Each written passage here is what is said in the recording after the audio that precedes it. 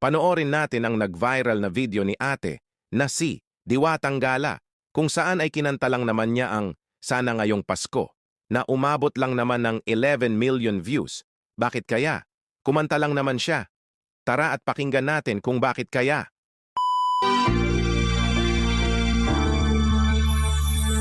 Papasko na naman, utang mo'y nandito pa. Hanggang kailan kaya ako maghihintay sa'yo? Bakit ba naman pinautang pa kita? Ang tanging hangad ko noon ay matulungan ka. Sana ngayong Pasko ay maalala mo ang utang mo. Hinahanap-hanap ang bayad mo.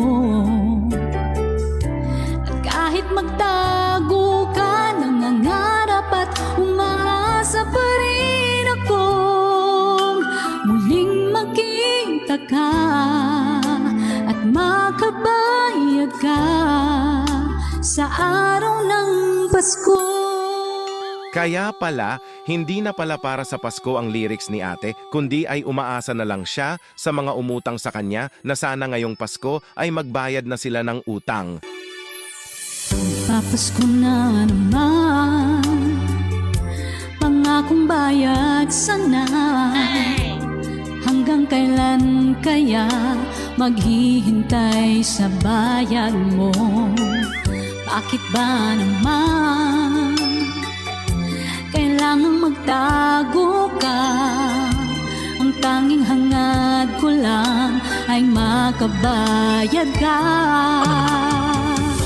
Sana ngayong Pasko ay maalala mo ang utang mo.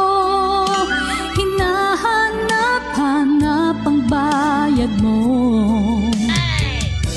At kahit magtago ka, nangangarap at umaasa pa rin akong muling makita ka at makabayad ka sa araw ng Pasko. Sana naman, sa mga makakapanood nito, marami pa rin ang umaasang magbabayad na sila. Kahit sa Pasko man lang, ay yun na ang tanging regalo nila sa mga nakautangan nila.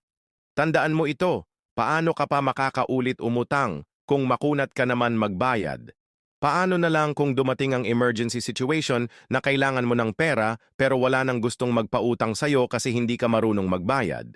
Kaya wag mo nang hintayin na dumating ang araw na iyon. Matuto ka ng magbayad ngayon na.